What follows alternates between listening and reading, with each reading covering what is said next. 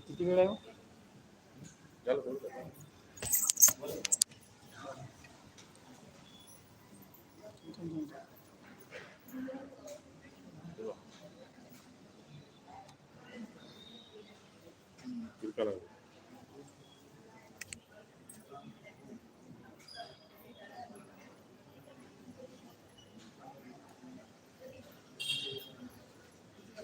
सरळ लागला.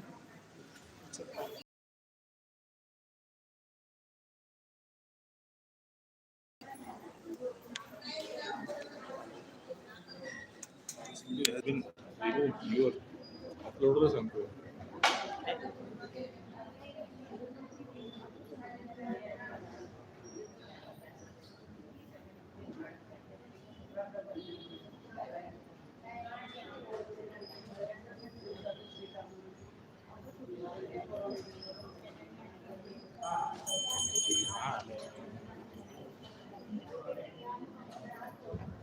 सर्व वकील वक्तांना विनंती की आपण आपल्या जागेवर उभं राहायचं आहे.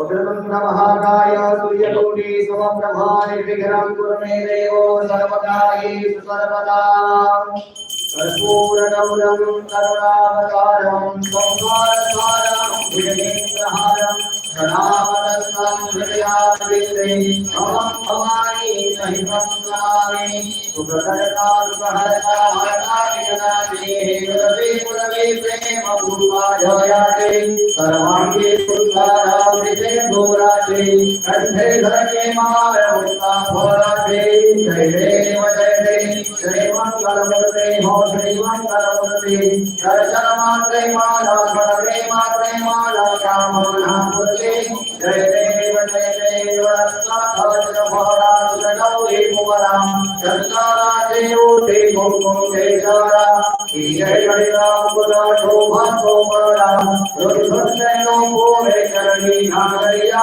जय देव जय मंगलमूर्ति हो श्री मंगलमूर्ति दर्शन मात्रे माला भरे मात्रे माला कामना मूर्ति जय देव लंबोदर पीतांबर हरिवर बंधना सरलकुंडा वरदा कुंडली नयना सहस्रमुलका वट्टाहि सुगना संकटे पावे हेतानि रक्षावे गुरुवर कुंडला जय देव जय मंगलमूर्ति हो श्री मंगलमूर्ति स्वर्णे मातृ माना कामना मूर्ति जय देव जय सत्य गुरुवा स्वामी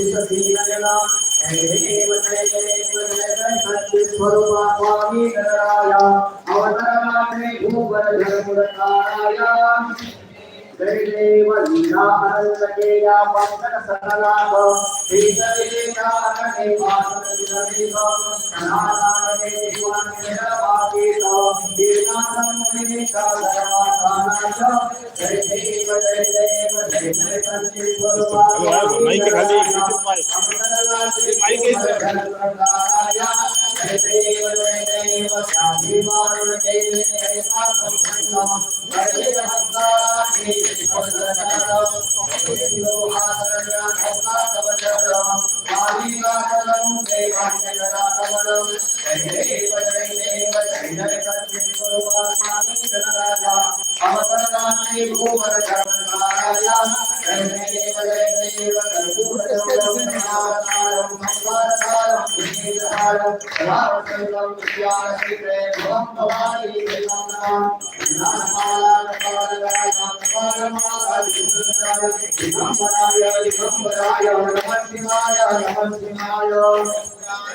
खाली खाली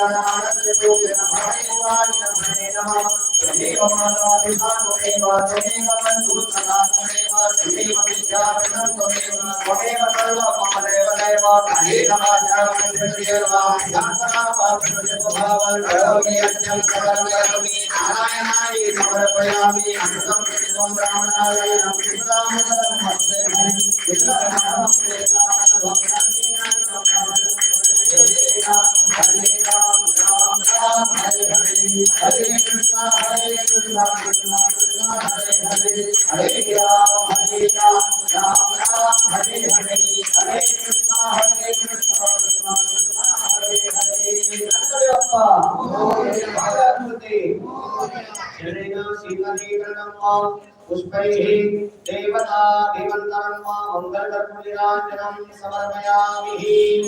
आकाशवृतं तोयं यथा गच्छति सागरं सर्वदेव नमस्कारः केशवं प्रतिगच्छति।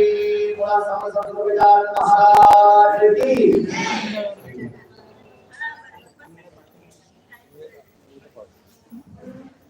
मोबाइल मोबाइल सर मोबाइल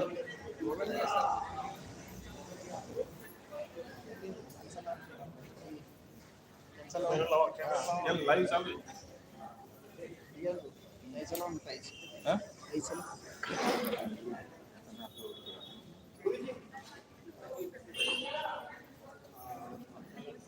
बाबा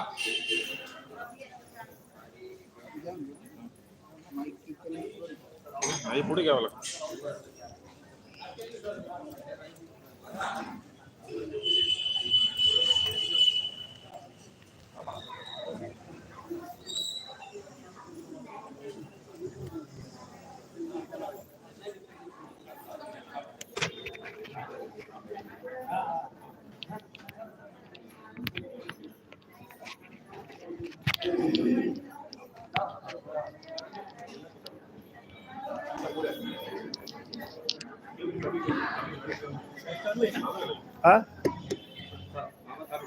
चालू करू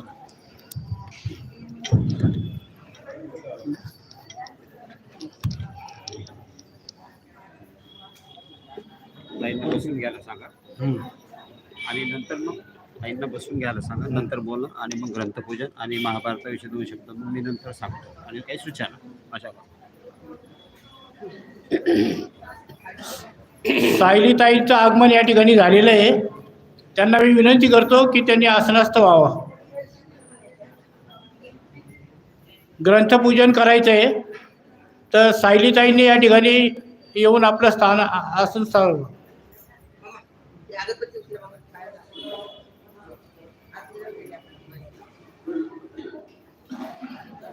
मी आणतो.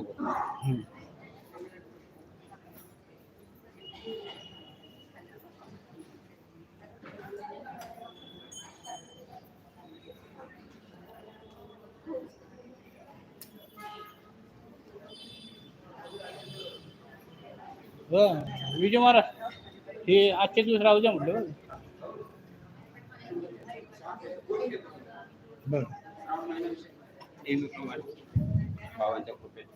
आपल्या सर्वांचा आराध्य दैवत श्री समर्थ सद्गुरू श्री गजानन महाराज आणि या ठिकाणी उपस्थित अस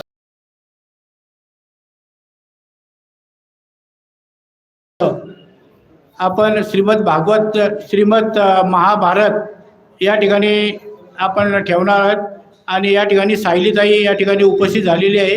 दरवर्षीप्रमाणे याही वर्षी आपला 1 महिनाभर हा श्रावण महिन्यात हा श्रीमद महाभारतचा कथा या ठिकाणी होणार आहे. तर आपल्या कल्पना आहे की श्रावण महिना आजपासून सुरू झालेला आहे आणि ह्या श्रावण महिन्याचं महत्त्व फार आहे. आपण एक कविता आहे त्यामध्ये, श्रावण माशी हर्ष मानशी हिरवट दाट चोहीकडे क्षणात येते सरसर शिरवे क्षणात ऊन पडे. तर या ठिकाणी हा श्रावण महिना असं आहे की क्षणामध्ये ऊन पडतं, क्षणामध्ये पाऊस पडतो आणि सर्व निसर्ग निसर्ग फार हिरवागार दिसतो.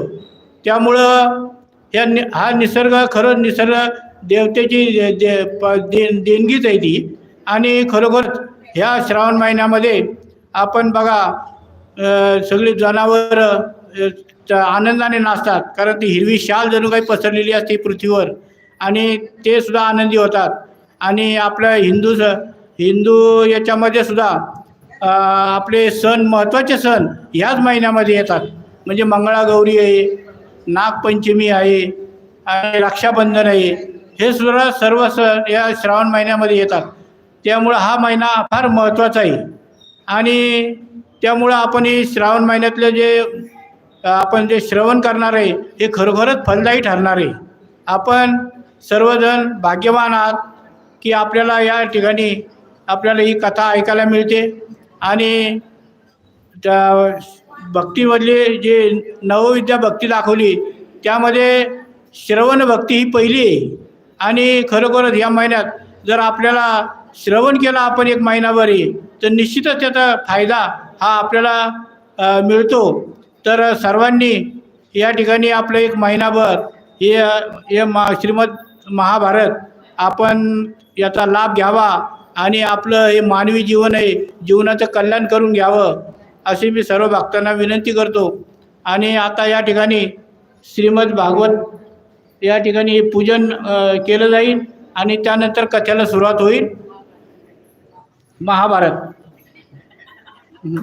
ते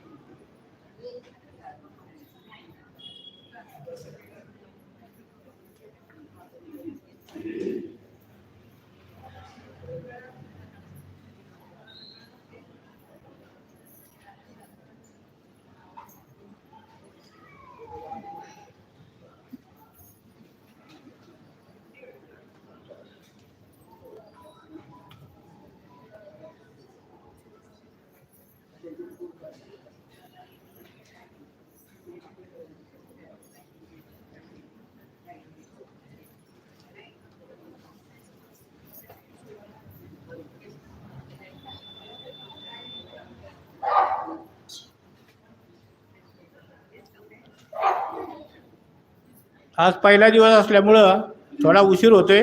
नाहीतर आपलं दररोज 5:30 वाजता या ठिकाणी कथेला सुरुवात होईल. सर्वांनी बरोबर 5:30 वाजता या ठिकाणी हजर राहायचं आहे.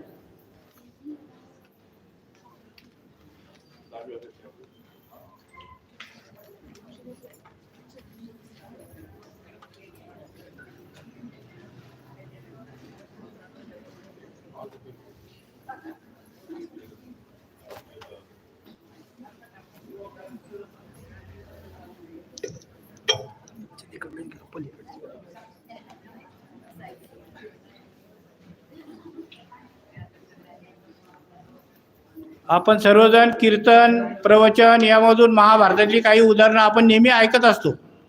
आणि ते आपण या ठिकाणी तर आता संपूर्ण महाभारत या ठिकाणी आपल्याला ऐकायला मिळणार आहे. प्रत्येक वेळेस आपण ते काही काही उदाहरणं अधूनमधून जसे येतात तसे आपण ऐकत आलेलो आहे. परंतु संपूर्ण महाभारत आता आपल्याला ऐकायला मिळणार आहे महिनाभर. सर्व भक्तांनी त्याचा लाभ घ्यायचा आहे.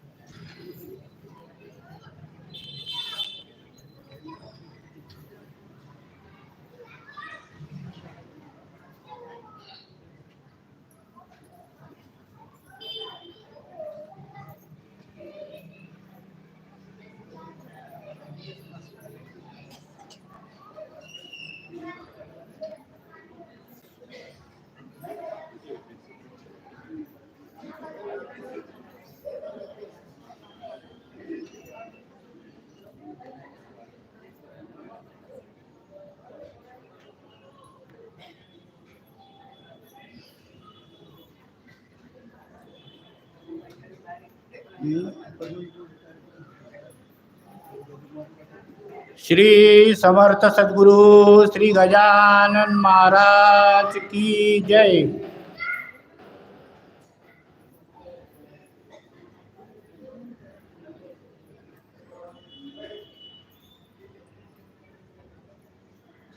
तोपर्यंत म्हणा हरे राम राम राम हरे हरे, हरे कृष्ण कृष्ण कृष्ण हरे हरे. हरे राम राम राम हरे हरे, हरे कृष्ण कृष्ण कृष्ण हरे हरे. हरे राम राम राम हरे हरे, हरे कृष्ण कृष्ण कृष्ण हरे हरे. हरे राम राम राम हरे हरे, हरे कृष्ण कृष्ण कृष्ण हरे हरे. हरे राम राम राम हरे हरे, हरे कृष्ण कृष्ण कृष्ण हरे हरे. हरे राम राम राम हरे हरे, हरे कृष्ण कृष्ण कृष्ण हरे हरे. हरे राम राम राम हरे हरे, हरे कृष्ण कृष्ण कृष्ण हरे हरे. हरे राम राम राम हरे हरे, हरे कृष्ण कृष्ण कृष्ण हरे हरे. हरे राम राम राम हरे हरे, हरे कृष्ण कृष्ण कृष्ण हरे हरे. हरे राम राम राम हरे हरे, हरे कृष्ण कृष्ण कृष्ण हरे हरे. हरे राम राम राम हरे हरे, हरे कृष्ण कृष्ण कृष्ण हरे हरे. हरे राम राम राम हरे हरे, हरे कृष्ण कृष्ण कृष्ण हरे हरे. हरे राम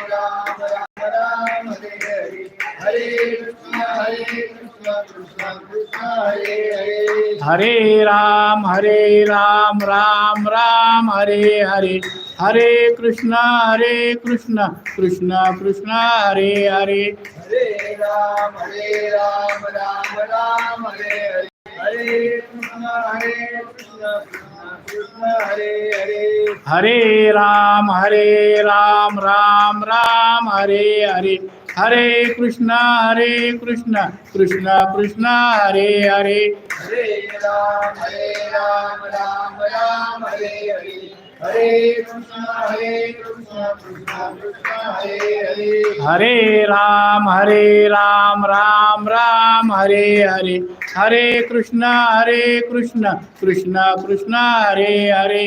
हरे राम राम हरे हरे, हरे कृष्ण कृष्ण कृष्ण हरे हरे. शरदराव ग्रंथपूजन. आता या ठिकाणी सायलीताई गोडबोले जोशी हे या ठिकाणी श्रीमद महाभारत कथन करतील. महाभारत तर या ठिकाणी आमच्या न्यासाचे अध्यक्ष शरदराव ढोरे आणि त्यांच्या सुविध पत्नी अनिता ढोरे या दोघांनी या ठिकाणी येऊन या श्रीमद महाभारताचं कथन करावं, या ठिकाणी पूजन करावं. त्यांनी त्यांच्या शुभ हस्ते या ठिकाणी पूजन होत आहे.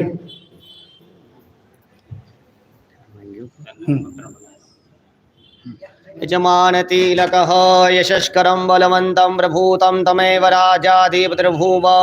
संकीर्णनागाशुपतिर्नराणां सुमङ्गल्यं सततं दीर्घमायुः.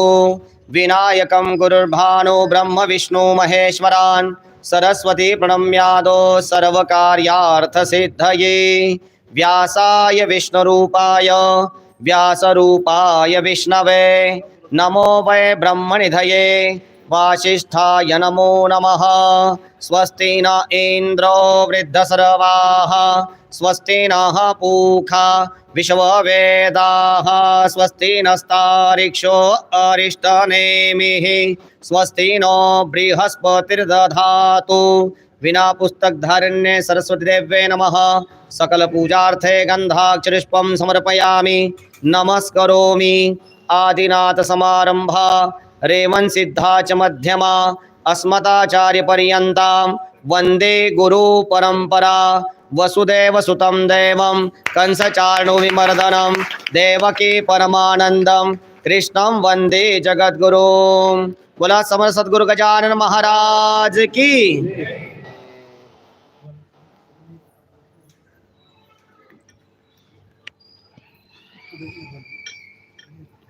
हॅलो हां वर बस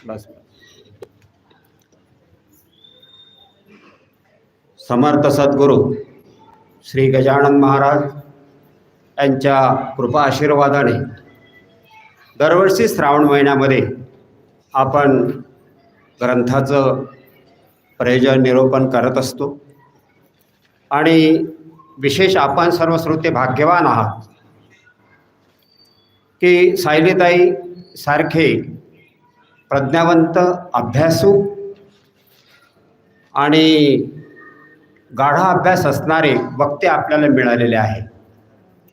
नाहीतर आजकाल थोडा विचार केला तर संस्कृतीचा, ग्रंथाचा, आपल्या धर्माचा खोलपर्यंत विचार सहसा कोणी करत नाही आणि काहीतरी आपलं थोडं थोडं तुकडे ताकडे जोडा करायचे आणि वेळ मारून न्यायचं असे वक्ते मिळत असतात। परंतु एक मला वाटतं 3, 4, 5 वर्ष झाले आपल्याला सायलीताई अशा काही वक्त्या मिळालेल्या आहेत का कुठल्याही विषयाचं सखोल असं ज्ञान त्यांना आहे। आणि ग्रंथ चालू करायच्या अगोदर आम्ही त्यांची भेट घेतो आणि त्याच्यावर चर्चा करतो कुठला ग्रंथ लावायचा आणि त्यामुळे समाजाचं, देशाचं, वक्त्याचं, आपलं श्रोत्यांचं कल्याण होईल, त्याची आत्मोन्नती होईल, त्याला सत्य कळेल, त्याला आनंद कळेल अशा पद्धतीचा विचार करून त्या ग्रंथाचं कुठला ग्रंथ लावायचा याचं प्रयोजन आम्ही करत असतो। श्रावण महिना हा अतिशय पवित्र असा महिना आहे आणि पवित्र अशा वातावरणाचा नेहमी आजूबाजूला अतिशय चांगला परिणाम होत असतो। नुसतं येऊन जरी इथं बसलो, बघा श्रावण महिना सुरू झालेला आहे। मनुष्य जीवन हे उत्सवप्रिय असं जीवन आहे। उत्सव आला की सहज आनंदाच्या उकळ्या फुटायला लागतात। इथे नुसतं येऊन बसलं तरी मन शांत होऊन जातं, आनंदरूप होऊन जातं। म्हणून आपली संस्कृती ही अतिशय महान संस्कृती आहे। आता बघा नागपंचमी येणार, ते आता झाली तयारी सुरू महिलांची, कुठली साडी घालावी, कुठला पदार्थ बनवायचा, कानोले बनवायचे, सहज आनंद। म्हणून मनुष्य हा उत्सवप्रिय आहे। म्हणून आपल्या भारतीय संस्कृतीमध्ये 15 दिवस गेले का उत्सव आहे, 15 दिवस गेले का उत्सव आहे। तर अशा पद्धतीचा आपली संस्कृती आहे आणि त्यांचे गाढे अभ्यासक सायलीताई आपल्याला मिळालेले आहे। निरक्षर न्यायाने महाभारतातले सगळेच प्रसंग एकदम बारकाईनं घेण्यात आहे, जे मानवी जीवनाशी निगडीत आहे, ज्याचा मानवी जीवनाशी संबंध आहे, जीवाच्या सुखशांतीचा संबंध जिथे आहे, जिथे जीवाच्या ठिकाणी असणारं अज्ञान नष्ट होणार आहे, असे नेमके मोती ते तुमच्या पदरामध्ये टाकणार आहे, यात काहीही शंका नाही। तर व्यास महर्षींनी हा श्रीमद महाभारत हा ग्रंथ लिहिलेला आहे। लिहत असताना गणपतीला बोलावलेला आहे। मला वाटलं 18 पर्व आहे या महाभारताचे आणि विशेष लोकांना असं वाटतं की महाभारत म्हणजे कौरव पांडवांचं युद्ध, याच्याविषयी दुसरं महाभारताची व्याख्या कोणालाच माहीत नाही। अरे म्हणजे ते घरात फोन लावू नका, ते महाभारताचा फोटो लावू नका, आपल्या घरात महाभारत होईल, नाही, ही चुकीची कल्पना आहे। महाभारत हे नुसतं कौरव पांडवासाठी आणि शंतनू राजापासून त्याची कथा सुरू होते। शंतनू राजा, त्याच्यानंतर गंगेचा विवाह, त्याच्यानंतर त्यांना अष्टवसू झाले, त्याच्यानंतर भीष्म आणि हस्तिनापूरचे राजे, मग कौरव पांडवाचा संबंध आणि अशा या महाभारतामध्ये मोठे मोठे चरित्रकार राजे होऊन गेले। ते स्फूर्तिदायक आहे, जिथून आपल्या जीवनाची स्फूर्ती आपण घेऊ शकतो। अर्जुनासारखे योद्धे, अर्जुन कसा होता, युधिष्ठिर, धर्मराज, काही झाले तरी चालत, धर्माचा कुठल्याही बाजूने ते म्हणजे असं धर्म सोडत नव्हते. अर्जुन सरळ मनाचा होता, रुजू होता, पराक्रमी होता बरं का. म्हणून सरळ मनाची माणसं ईश्वराला आवडत असतात. त्यासाठीच आपण महाभारत लावलं का महाभारतामध्ये कुठल्या कार्यप्रसंगाला ते महापुरुष कसे वागले, धर्मराज कसे वागले, युधिष्ठिर कसा वागला, भीम कसा वागला, असे चांगल्या लोकांचे चरित्र तुम्हाला ऐकायला मिळणार आहे, जेणेकरून ते आपल्या जीवनाला उपयोगी पडणार आहे. कोणी म्हणते, कोणी आपलं महाभारताचा काय संबंध आहे, आमचा संसार आहे, मुलं बाळा आहे, नोकरी आहे, चाकरी आहे, आणि काय करायचं त्या महाभारताचं. बरं का, नाही तसं नाही आहे. महाभारताचा आपला डायरेक्ट त्या लढाईशी जरी संबंध नसला बरं का, तरी हरीने गीता बोध दिला तो, एकापुरता का होता तो.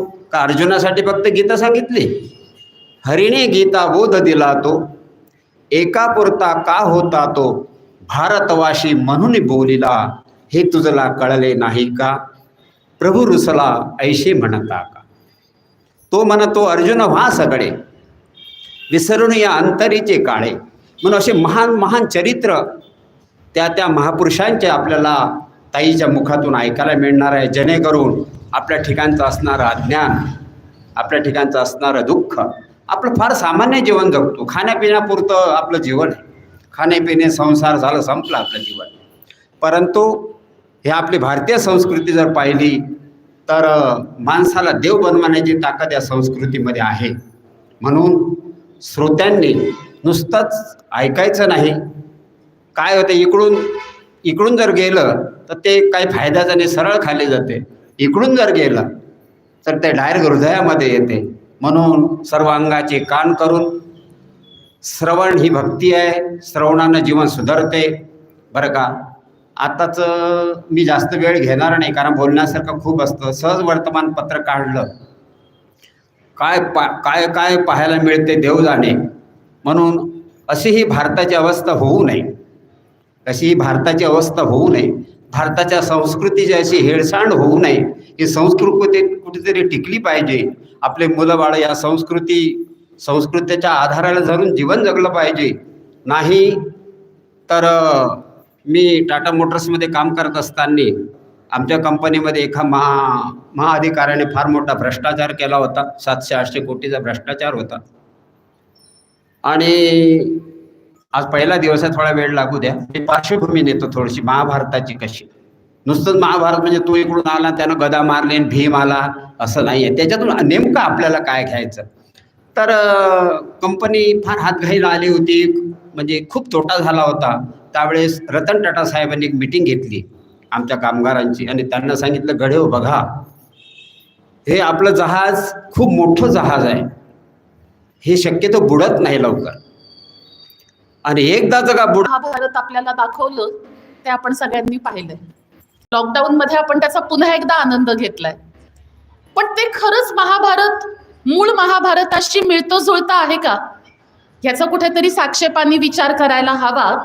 कारण कुठेतरी सिरियल म्हणली की त्याच्यामध्ये मीठ मसाला ऍड करावा लागतो, आणि व्यासदेव काही कुणाचं मनोरंजन करण्यासाठी ही कथा लिहित नव्हते. ह्या कथेचं जे निमित्त आहे ते आहे पुण्य फलदायी कथा. म्हणजे पुण्याचं निर्माण करण्यासाठी ही कथा महर्षी व्यासांनी लिहिली, ज्यांचा उल्लेख स्वतः योगेश्वर कृष्णांनी मुनींनाहम व्यासः असा केला. म्हणजे मुनींमध्ये मी व्यास आहे असा केला. ते व्यास ही जय नावाची कथा उगीच लिहितील असं तर नक्कीच होऊ शकत नाही. मग ही कथा काय सांगते? अधर्मावर धर्माचा, असत्यावर सत्याचा, अनीतीवर नीतीचा आणि अन्यायावर न्यायाचा हा कायम विजय होतो. मग त्याच्यासाठी आयुष्यामध्ये अनेक संकट येतात. असं म्हणलं जातं की महाभारताचं चित्र घरात लावू नये, महाभारत घरामध्ये वाचू नये. वादविवाद होतात, भांडणं होतात, एरवी होत नाहीत का? एरवीही होतात की. मग फक्त महाभारत निमित्त कशाला बरं बनवायचं? आणि मग जर ही कथा संघर्षाचीच असेल तर व्यास मुनींनी ज्यांना महर्षी वेद व्यास असं म्हणलं जातं, वेदांची रचना केल्यानंतर 18 पुराणांचं वर्गीकरण केल्यानंतर एका संघर्षाची कथा त्यांनी का बरं लिहिली असेल? ही कथा प्रेरणादायी आहे. मानवी जीवनातल्या सर्व क्षेत्रांना स्पर्श करणारी अशी ही कथा आहे. आणि ह्या कथेबद्दल मी फारसं काही सांगण्यापेक्षा मला आवडेल की आपण स्वतः माऊलींनी, ज्ञानेश्वर माऊलींनी ज्ञानेश्वरीच्या पहिल्या अध्यायात महाभारताची जी महती सांगितली आहे तीच आधी ऐकूया. माऊली असं म्हणतात की आता अवधारा कथा गहन, जे सकाळा कौतुका जन्मस्थान, की अभिनव उद्यान विवेक तरुचे. ही कथा म्हणजे एका विवेकाची, एका विचाराची कथा आहे. हा एक विचार आहे की सत्याचा आणि असत्याचा संघर्ष हा अनादी कालापासून चालू आहे आणि तो पुढेही चालू राहणारच आहे. युग बदलली, सत्ययुगामध्ये देवासुर संग्राम झाला, मग त्रेतायुग आलं, मग राम रावण संघर्ष झाला, मग द्वापार आलं, मग पांडव आणि कौरवांचा संघर्ष झाला आणि कलियुगात आपला रोजचा संघर्ष चालू आहे. आजचा संघर्ष मानवाचा त्याच्या स्वतःशी जगण्याशीच चालू आहे. म्हणजे संघर्ष ही अनादी परंपरा आहे. मग ह्या संघर्षामध्ये विवेक, विचार जर तुमच्या बरोबर असेल तर जय आपल्याला प्राप्त होऊ शकतो. ना तरी सर्व सुखाची आदी, हे प्रमेय महानिधी, नाना नवरस सुधाब्दी परिपूर्ण हे. की परमधामा प्रकट सर्व विद्यांचे मूळपीठ, शस्त्र जाता वसवट अशेषांचे. ना तरी सकळ धर्मांचे माहेर. आता इथे धर्म म्हणताना हे लक्षात घ्यायला हवं की ज्यावेळी व्यासांनी हा ग्रंथ लिहिला त्यावेळेला एकच सनातन धर्म अस्तित्वात आहे. इथे देशोदेशीचे राजे आलेत या महाभारत युद्धासाठी, पण तिथे कुठल्याही इतर धर्मीयांचे उल्लेख नाहीत. मग माऊली असं का बरं म्हणतायत की नाना धर्मांचे अशेख. नाना धर्म, त्याच्यामध्ये पुत्र धर्म आहे, पत्नी धर्म आहे, राजधर्म आहे, क्षत्रिय धर्म आहे, एका पित्याचा धर्म आहे, मातेचा धर्म आहे, असे नाना प्रकारचे धर्म या एका कथेमध्ये एकवटलेले आहेत. ना तरी सकळ धर्मांचे माहेर, सज्जनांचे जिव्हार, लावण्य रत्न भांडार शारदेचे. हे खरं आहे, नवरसांनी युक्त अशी ही कथा आहे. या महाभारतामध्ये शृंगारापासून बिभत्स रसापर्यंत आणि शांत रसापासून ते रौद्र रसापर्यंत एकही विषय व्यासांनी लेखणीतून स्पर्श केला नाही असा नाहीच. नाना कथे रूपे भारती, प्रगटली असे त्रिजगती, आविष्कारोनी महामती व्यासांची. साक्षात भारती म्हणजे सरस्वतीच व्यासांच्या बुद्धीत प्रवेश करती होऊन नाना रूपांनी या कथेच्या माध्यमातून प्रकटलेली आहे. म्हणून हा काव्यारावो ग्रंथ गुरुवतीचा ठावो, येथून रसा झाला आवो रसाळपणाचा. हा ग्रंथ म्हणजे सगळ्या गुरूंचा गुरु आहे, ज्याला आपण जगद्गुरु असं म्हणलंय. आणि जी गीता आपल्या सनातन धर्माचं सार म्हणून आपण मानतो, ती गीता या 18 पर्वांमधल्या 6 पर्वातल्या एका छोट्याशा उपपर्वात येते आणि संपूनही जाते. म्हणजे विचार करा की हा संपूर्ण ग्रंथ हा किती श्रेष्ठ असेल. देवीची आईका आणिक एक, येथोनी शब्दश्री सच्छादिक, आणि महाबोधी कोवळीक दुणावली. इथे नाना तऱ्हेचे सिद्धांत येतात आणि ते कोवळीक घेऊन येतात. कशाची कोवळीक? शब्दांची कोवळीक. इथे सिद्धांत, नियम तर शिकवले जातात, पण तो नियम सांगण्यासाठी एखादी कथा निमित्त होते, एखादा प्रसंग निमित्त होतो. आणि विज्ञानाचे नियम जर का आपण प्रयोग करून सिद्ध केले तर ते बघायला जास्त मजा येते. असं ही घोकमपट्टी करायला कुणाला आवडतं? तीच गोष्ट जर का वस्तू घेऊन एखाद्या गोष्टीचं प्रमाण उदाहरणासकट दाखवली तर ती रसाळ होते. तशी ही महाभारताची कथा सगळे सिद्धांत मांडते. एथ चातुर्य शहाणे झाले, प्रमेय रुचीस आले, आणि सौभाग्य पोखले सुखाचे एथ. माधुरी मधुरता, शृंगारी सुरेखता, रूढीपण उचिता दिसे भले. एथ कळा विदपणा, पुण्यासी प्रतापू आगळा म्हणून जनमे जयाचे अवलीळा दोष हरले. आता इथे कोणी एक जनमेजय नावाचा माणूस आहे आणि ज्याच्यासाठी या पुण्यप्रद कथेची रचना झाली हे स्पष्ट आहे. आणि पाहता नावेक रंगी सुरंगतेची आगळीक गुणा सगुणपणाचे बीक बहुवस येथ. भानुचेनी तेजे धवळिले जैसे त्रैलोक्य दिसे उजळले तैसे व्यासमती कवळले मिरवे विश्व. एक सूर्य पूर्वेकडून उगवतो पण असं होत नाही की फक्त पूर्वच उजळते. एक सूर्य उगवला की संपूर्ण आसमंत दश दिशा तो उजळून टाकतो. त्याप्रमाणे साक्षात ज्ञानाच्या सूर्यानी व्यास नावाच्या ऋषींच्या मस्तकामध्ये उदय पावून संपूर्ण पृथ्वीवरचा अज्ञानरूपी अंधकार नाहीसा केलेला आहे. का सुक्षेत्री बीज घातले ते आपुल्या परी विस्तारले तैसे भारती सुरवाडले अर्थजात. ना तरी नागरांतरे वसिजे मग नागरची होईजे तैसे व्यासोक्ती तेजे धवळत सकळ. की प्रथम वय सकाळी लावण्याची नभाळी प्रगटे जैसी आगळी अंगना अंगी. ना तरी उद्यानी माधवी घडे तेथ वनशोभेची खाणी उघडे आदिलापासोनी उपाडे जियापरी. एक वसंत ऋतूचं आगमन झालं की सगळी सृष्टी नव्याने मोहरते. त्याप्रमाणे व्यासांनी ही एक कथा काय रचली आणि संपूर्ण मानव जातीलाच एक नवी उभारी मिळाली. नाना घनीभूत सुवर्ण जैसे न्याहाळीता साधारण मग अलंकारी बरवेपण निवाडू दावी तैसे व्यासोक्ती अलंकारिले आवडे ते बरवेपण पातले ते जाणोनी काय आश्रईले इतिहासी. आणि मग व्यासांच्या वाणीला त्यांच्या शब्दाला हे सामर्थ्य आहे की नुसती सोन्याची लोड बघितली. मी असं म्हणलं माझ्याकडे 1 किलो सोनं आहे बरं का, पण कसं खाणीतनं काढलेलं. त्या सोन्याचं काय करायचं, पण मी म्हटलं माझ्याकडे 1 ग्रॅमचं पण अतिशय सुंदर असा काहीतरी अलंकार आहे, तर तो अलंकार बघायला मजा आहे. 1 किलो सोन्याची वीट किती वेळ बघत बसणार. म्हणजे त्याच्यामधली जी अलंकारिकता आहे ती व्यासांच्या शब्दात त्यांच्या वाणीमध्ये आहे. आणि हा विचार करून समस्त वेद, समस्त पुराण, समस्त उपनिषद आणि व्यासांच्या आधी रचना झालेली सर्व काव्य ग्रंथ ह्या एका महाग्रंथामध्ये प्रवेश करती झाली. नाना पुरातीय प्रतिष्ठे लागी सानिव धरुनी अंगी पुराणे आख्यान रूपी जगी भारता आली. म्हणून महाभारती नाही ते नोहेची लोकी तिन्ही येणे कारणे म्हणिपे पाही व्यासोच्छिष्ट जगत्रय.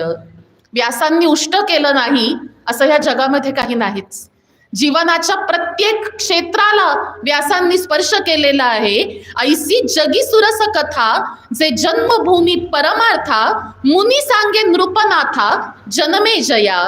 जे अद्वितीय उत्तम पवित्रैक निरुपम परम मंगलधाम अवधारिजो.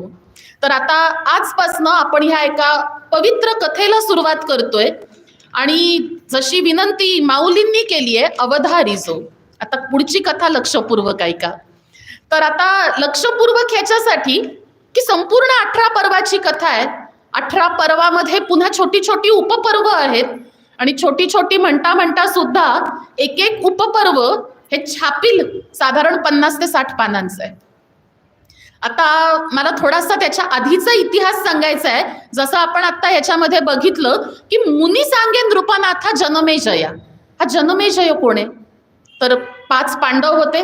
त्यांच्यातला तिसरा होता अर्जुन. अर्जुनाचा एका पत्नीपासून म्हणजे सुभद्रेपासून झालेला पुत्र अभिमन्यू. अभिमन्यू आणि उत्तरेचा पुत्र म्हणजे राजा परीक्षित आणि त्या परीक्षिताचा पुत्र म्हणजे हा राजा जनमेजय. म्हणजे हा पांडवांचा उत्तराधिकारी आहे. हस्तिनापूरचा नरेश आहे, राजा आहे आणि त्याच्या वडिलांचा सर्पदंशाने मृत्यू झालाय असं त्याला वाटतंय.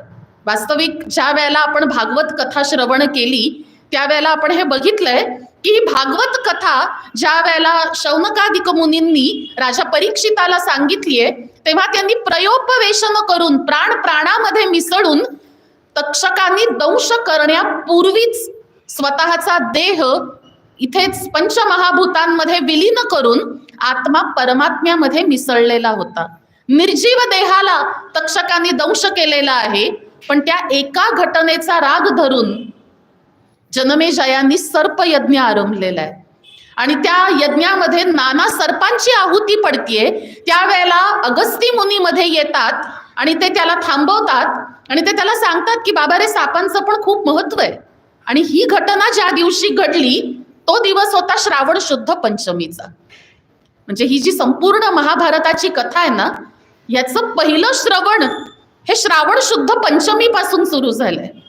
आणि ज्या दिवशी राजाला ह्या गोष्टीचा बोध झाला की आपल्याकडनं अजाणतेपणी का होईना दुसऱ्या सजीवाचे प्राणहरण करण्याचं पातक घडलेलं आहे, तेव्हा राजांनी उपस्थित ऋषीजनांना प्रश्न केला की असं कोणतंच व्रत, अधिष्ठान, कथा, पुराण नाही का की जे श्रवण केल्याने पापाचं हरण होईल आणि पुण्याचा संचय वाढेल.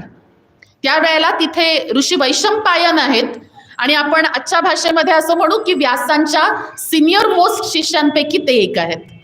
आणि मग ऋषी वैशंपायन महर्षी व्यासांच्या आज्ञेनी त्यांनी रचलेला हा जय नावाचा जो ग्रंथ आहे तो पहिल्यांदा राजा जनमेजयाला सांगायला सुरुवात करतात.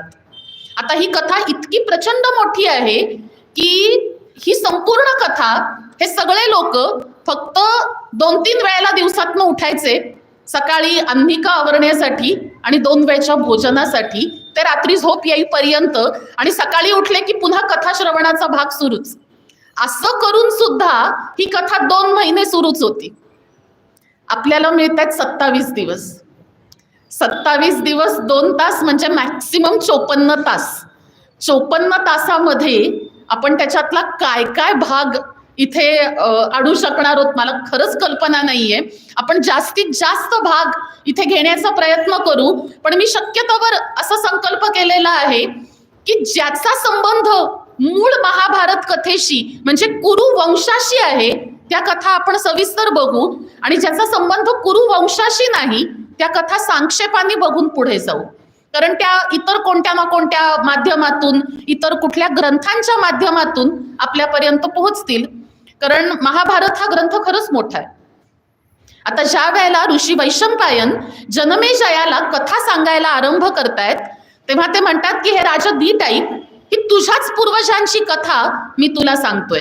आता हा त्यांच्या दृष्टीने इतिहास आहे, कारण त्याचे आजोबा म्हणजे अभिमन्यू आणि त्याचे पणजोबा म्हणजे पांडव आहेत. म्हणजे जनमेजयासाठी ही कथा काही अगदी कुठल्या तरी युगातली वगैरे नाहीये, नुकत्याच घडून गेलेल्या माणसांविषयीची कथा राजा जनमेजय ऐकतोय. तिथे उपस्थित मंडळींपैकी अनेक जण असे आहेत की जे महाभारत युद्धाचे साक्षीदार आहेत. म्हणजे याच्यामध्ये आलेल्या कोणत्याही कथा या असंभवनीय किंवा असत्य असण्याचा प्रश्नच नाही, कारण स्वतः व्यास हे या कथेतलं एक पात्रही आहेत आणि त्या ग्रंथाचे लेखकही आहेत. आता ऋषी वैशंपायन असं सांगतायत की हे राजा, ज्या वेळेला माझ्या गुरुदेवांना हा ग्रंथ लिहिण्याची प्रेरणा मिळाली त्यावेळेला त्यांना त्याच्यासाठी एक समर्थ लेखनिक हवा होता. कारण ज्या वेगाने मेंदू काम करतो त्याच वेगाने कुणी लिहिणारा हवा. आणि मग हे माझे गुरुदेव मुनिश्रेष्ठ व्यास ते कैलासामध्ये गेले आणि त्यांनी ज्ञानाची देवता असा जो गणेश, त्याला लेखनिक होशील का अशी विचारणा केली. तेव्हा गणेशाने असं सांगितलं की लेखनिक होईन, पण मध्ये क्षणभरही थांबायचं नाही, सलग सांगत राहायचं तरच लेखनिक होईन, आणि जिथे थांबाल तिथे मी लिखाण अर्धवट सोडून निघून जाईल. आपणास असतो तर जमलंच नसतं. पण ते व्यास होते, ते म्हणले नक्की जमेल, पण माझी पण एक अट आहे, मी सांगतो ते श्लोक अर्थ समजून उमजून घेतल्याशिवाय लिहायचाच नाही. आणि मग 1,00,000 श्लोकांचं हे संपूर्ण महाभारत नावाचं काव्य आहे. आणि दर 100 श्लोकांनंतर एक कूट श्लोक आहे, दर 100 श्लोकांनंतर, की ज्याचा अर्थ लावायला गणेशाला 1 घटिकेचा वेळ लागायचा, म्हणजे अंदाजे 1.5 ते 1 तासाचा. आणि त्या वेळात व्यास मुनी उठून स्वतःची आवश्यक कार्य करून पुन्हा जागेवरती येऊन बसायचे. असं करत सांगणारे व्यास आहेत, लिहिणारा स्वतः गणेश आहे, तर हा ग्रंथ लिहायला 4 महिन्यांचा काळ लागलाय. आता सांगणारे वैशंपायन आहेत, ऐकणारा जनमेजय आहे, त्यांना कथा श्रवण करायला 2 महिने लागलेत. तर विचार करा ह्या ग्रंथाचा विस्तार किती प्रचंड आहे. आणि मग जे महाभारत असं आपण म्हणतोय, कारण वैशंपायनांनी जो ग्रंथ सांगितलाय तो आहे जय नावाचा ग्रंथ. आणि महाभारत ग्रंथाचा वक्ता अजून कोणी निराळाच आहे, आणि तो आहे सूत. महाभारत ग्रंथाची सुरुवातच अशी होते, सौती उवाच, सौती असं म्हणाला, म्हणजे सूत. आता हा सूत कोण आहे? कारण मी परत म्हणलं ना, आपण चोपडा साहेबांच्या महाभारतामध्ये बघितलंय, फक्त कर्णालाच सूतपुत्र असं म्हणलं जातं, आणि तेही हेटाळणीच्या स्वरूपात, अत्यंत अपमानास्पद असं. पण वास्तविक सूत या शब्दाचा अर्थ इतका पण दुर्बळ नाही. सूत या संस्कृत शब्दाचा आणि स्पेसिफिक त्या काळाचा विचार करता अर्थ असा होतो की वर्ण संकर झालेली संतती, म्हणजे ज्याचे पिता क्षत्रिय आहेत आणि माता ब्राह्मण आहे, अशी ज्या वेळेला संतती निर्माण होते त्यावेळेला ना त्यांना ब्राह्मण म्हणता येतं ना क्षत्रिय म्हणता येतं, म्हणून अशा मुलांना सूत असं म्हणलं जातं.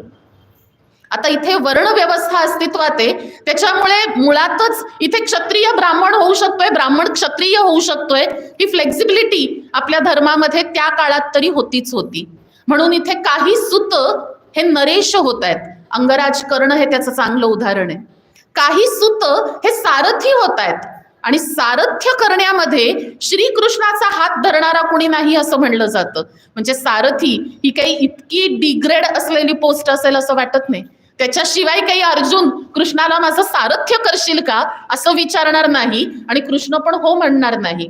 म्हणजे सूत ही अशी एक यंत्रणा आहे की जी राजाच्या अगदी जवळची आहे. कारण सारथी जितका कुशल तितका रथात मागे बसलेला रथी सगळ्यात सुरक्षित, कारण त्याच्या हातात आहे घोडे कसे आणि कुठे फिरवायचे ते. म्हणजे राजाचा संपूर्ण विश्वासपात्र असा हा सूत, जो सारथी पण असतो, आणि कुणी सूत हे कथावाचक पण आहेत, जे कथा सांगतायत. लोमहर्षण ऋषींच्या कुळात उत्पन्न झालेला, म्हणजे लोमहर्षांचा नातूच तो हा सूत, हा शौनकादिकांच्या आश्रमामध्ये येऊन हा जय नावाचा ग्रंथ त्यांना सांगतोय.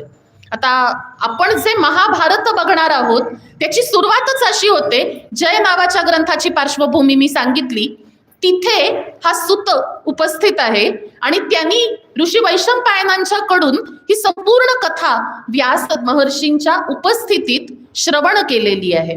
आणि मग तिथून भ्रमण करत करत लोमहर्षण ऋषींचा आश्रम आपल्या महाराष्ट्रात, जिथे आज लोणावळा नावाचा परिसर आहे, तिथे लोमहर्षण ऋषींचा आश्रम होता, आणि सूत तिथला रहिवासी आहे. आता हस्तिनापूर पासून महाराष्ट्रापर्यंतचा प्रवास करताना मध्य प्रदेशच्या जवळपास नैमिषारण्य नावाचा भाग लागतो, आणि तिथे शौनकादिक ऋषींचा आश्रम आहे. शौनकादिक म्हणजे मुख्य महर्षी आहेत शौनक, आणि त्याच्याबरोबर त्यांचे हस्तक, त्यांचा मित्र परिवार, आणि जे अध्यापनाचं काम करतायत त्यांचा स्वतःचा शिष्य परिवार आहे. आणि आजकाल कसे आपण ऑनलाईन जातोय ना, सोय नव्हती ना, नाहीतर वैशंपायन पण ऑनलाईन गेले असते, आणि सगळ्यांना एकाच वेळी बसल्या जागी भारतभर ही जय नावाची कथा ऐकता आली असती. आणि मग हे सूत नैमिषारण्यामध्ये येतात, शौनकादिकांची भेट घेतात, आणि सहज इकडच्या तिकडच्या गप्पा मारताना विचारतात की काय विशेष, आणि सूत सांगतात विशेषाहून विशेष असं मी काहीतरी ऐकून आलोय. मी नुकताच राजा जनमेजयाच्या सर्पयज्ञात सहभागी होण्यासाठी म्हणून गेलो होतो, आणि हे ऋषे मी जे ऐकून परत आलेलो आहे ते अविस्मरणीय आहे. कारण मी माझ्या पिताश्रींच्याकडून हे महाभारत युद्ध घडलं अशा कथा ऐकलेल्या आहेत. माझे पिताश्री त्या काळामध्ये उपस्थित होते, आणि ते युद्धभूमीवरही जाऊन आलेले होते, पण नेमकं काय घडलं होतं हे मला ठाऊक नव्हतं. तर आज ती कथा मला व्यास महर्षींच्या उपस्थितीत ऐकायला मिळाली आहे. या कथेची रचना व्यास महर्षींनी केली आहे, आणि राजा जनमेजयाला ही कथा सांगितली गेली आहे. असं म्हणल्यावर शौनकादिक ऋषी मुनींनी प्रार्थना केली की हे सौती, तीच कथा तू आम्हालाही सांग.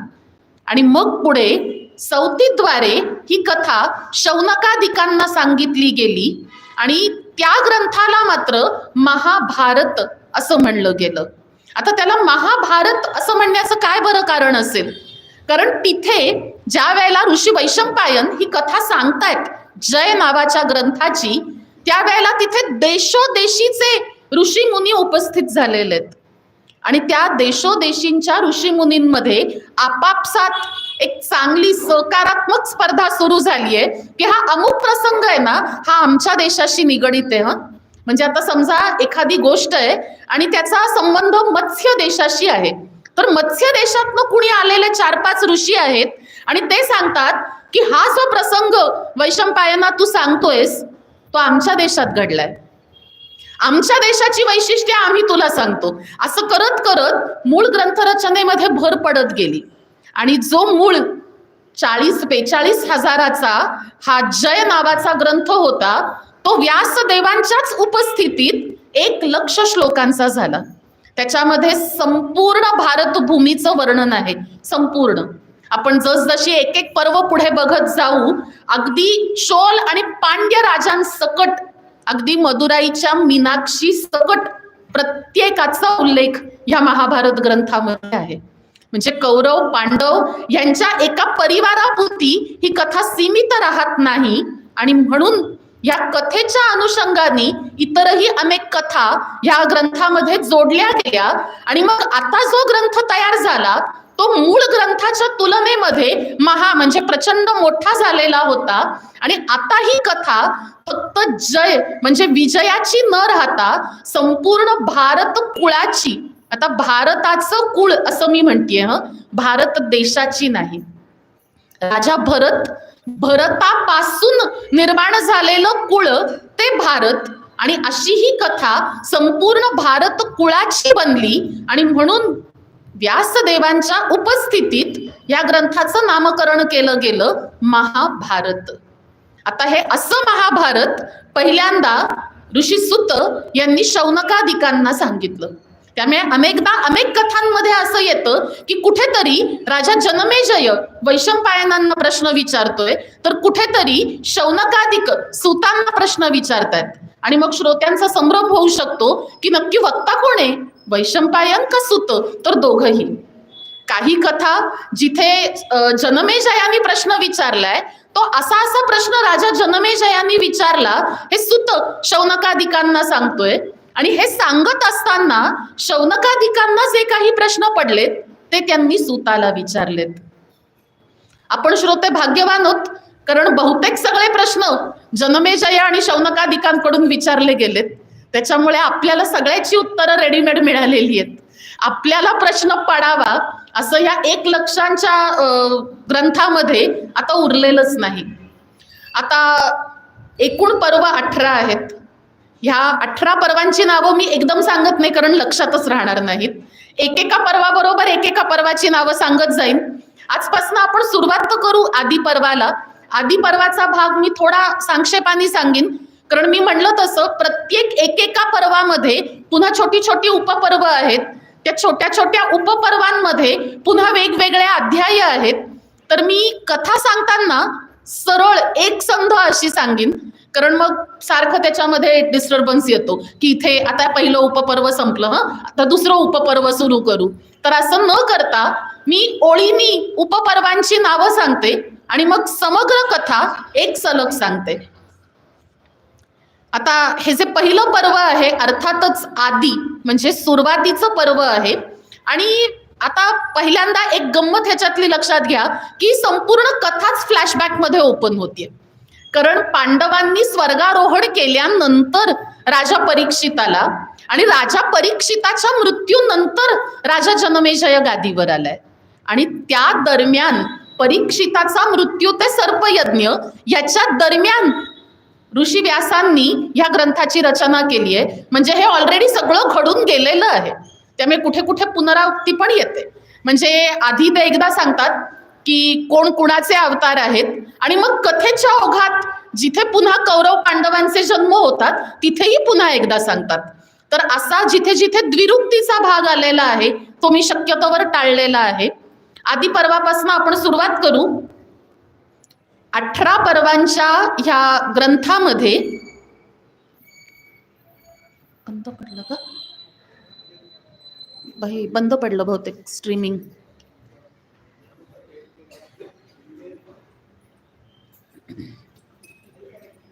नाही नाही, हे लॅपटॉपचं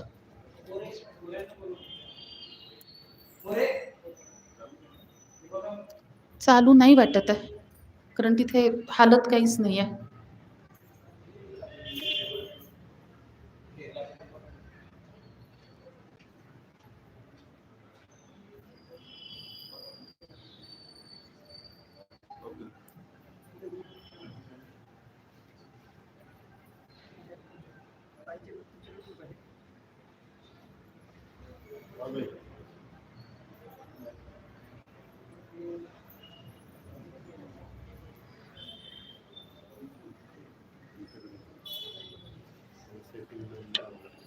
हम्म. तर ते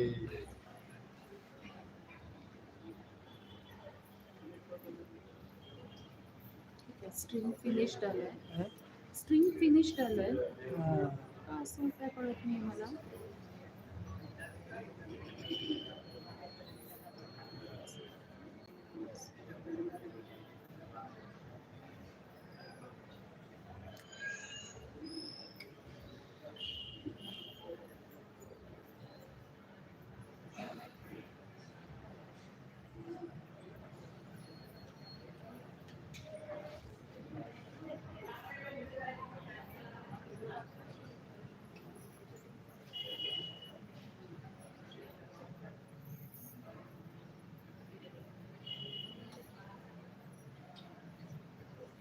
हे बंद पडलंय का? हे पण चालू आहे की.